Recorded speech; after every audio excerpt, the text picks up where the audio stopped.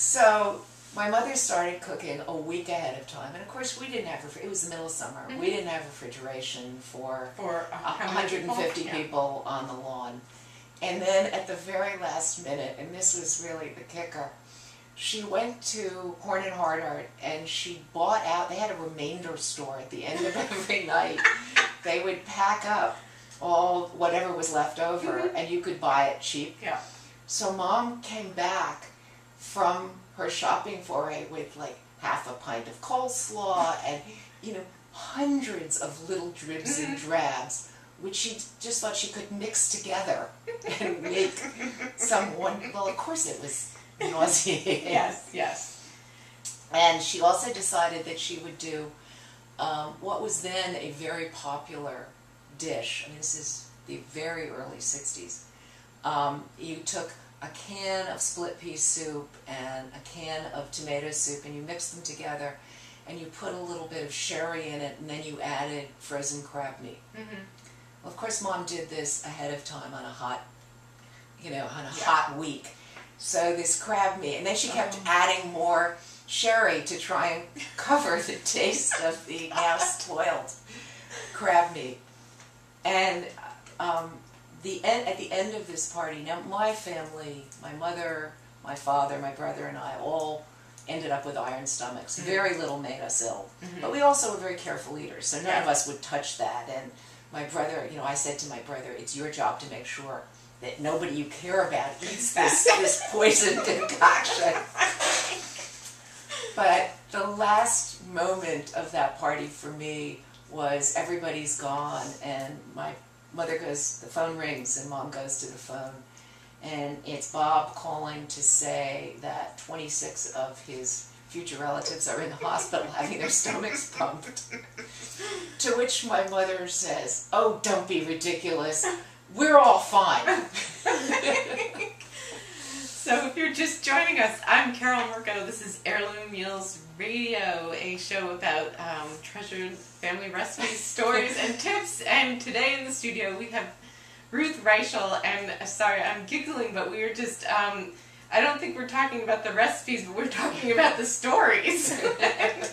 and which are just as important as the recipes, because it's the memories that we all share at the kitchen table with friends and family that really, you know, kind of carry us through our lives and our, even every day. Like, have, you know, cook. And even if it's not good, cook. Because there'll be stories. And but he got married. He got married. And happily ever after? Not quite. Not okay. quite. Happily for 43 All right. years. Hey, that's good. But I mean, the other thing I have to say about my mother is I'm grateful for her having trained me to taste, which she did inadvertently. But what she did not do inadvertently, and which was, given that I was growing up in the 50s, she had the most curious palate of anyone I've ever met. And in a time when most Americans were pretty much white bread families, my mother, we lived in Greenwich Village, and my mother would go out and really explore the neighborhood, and she would bring back anything unfamiliar. So we ate mussels when Americans didn't eat mussels, and cactus fruit, and sea urchins, and, you know, I opened the refrigerator one morning and there was a suckling pig in there, which she had found at Ottomanelli's, and thought, you know, oh, what a great thing. One of those. She had this intellectual curiosity about food, and then she would sort of throw it on the counter and say to me, figure out something to do with that. Yeah. So tell me, like, one of the recipes that you do have in Tender at the Bone was her corned beef ham. Right. Well. So obviously, you know, it has some, you know, holding power, that recipe. It didn't look too bad. I read it. It's a, you know, she was fearless, and so she made ham. I mean, ham. My father was German, and his idea of breakfast, I mean, and breakfast was really my mother's, it was her shining moment. Yeah. She made fresh orange juice every morning, She also went around the corner to the bakery every morning and got fresh rolls. And then my father thought American breakfasts were ridiculous. He would no sooner have eaten a bowl of cereal than he would have flown to the moon. So we always had ham and salami and Liederkranz, the world's smelliest cheese, and we had this sort of array of food in the morning. So ham was sort of a constant in our house. And my mother decided one year that you ought to be able to cook something else like a ham. And, it was the cloves. So she got this corned beef, and she thought, well, what if I just cook this like ham? And, she stuck cloves in it and put a paste of mustard and brown sugar on it, and it was wonderful. So but that sort of playing with food is really, I think, a great lesson too, because it's not, I love the idea of, trying something new with something old, or reinventing something, concocting. Well, it's funny, I wrote my first cookbook when I was 21, and which is very impressive. And now out of print book, but one of the things I said in it was, why bore your friends with the same old standbys? Try something. At the worst, it's one meal. So it doesn't work. It's not going to kill you. And the New York Post picked this up, and they ran this little headline that said, "Cooking for Booze." For booze? B-O-O. Yeah. Oh, boo! Why bore your friends with the same old successes? Have a failure. And how were the sales of the book after that?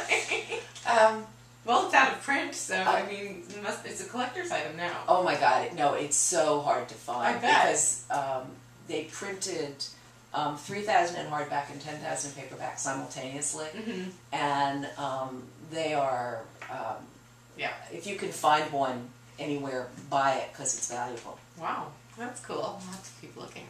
Not that I was looking, but now it will be. Well, one of the problems with that book is nobody told me. I was 21, right? So the title of the book is And no one told me that people would be embarrassed to go into a bookstore and say, "Can I get And back then, people actually went to bookstores. You didn't just put it in Google. Right, exactly. Maybe now it would become like this total bestseller. Yes, now it might do well, but I think you're due for another printing. You need to dust that bad boy off. So that started your career. So you wrote. So you graduated from college. You went to school in Michigan. I did. So you wanted to get away from New York. You're kind of sick of it, or? Well, I just wanted to get as far away from my family as they would let me go. I hear ya. We've all been there. And Ann Arbor was as far as they were willing to let you go. To let me travel. I would have gone to Berkeley if they had let me. Yeah. But and then I stayed there for graduate school, so I stayed in Ann Arbor for a long time, and then came back to New York. And I really did think that I have a master's in history of art, and I thought I would walk into the Museum of Modern Art, and they would say, "Oh yes, we've been looking for a new curator of contemporary sculpture." And how lucky that they did not hire you. Lucky for me. Well, lucky for us. So how did the cookbook writing occur then? Well, my father was a book designer, and my husband and I were both working for my father, and I was terrible at it. Doug was really good at it. I was terrible, and I just thought I've got to get out of here. And we were living in a loft on the Lower East Side, and a friend of mine said, "You're such a good cook. Why don't you write a cookbook?" And I thought, maybe that's a way out. So you dove in head first. So I wrote this. It's very much of its time. Yeah. All our friends came and did art for it, and there's art on every page, and we did everything ourselves. Doug did the cover, and it's really... How much it's sweet. It's very sweet. It's very sweet. And it's very much about where food was then. Which is really actually important to recognize the food trend.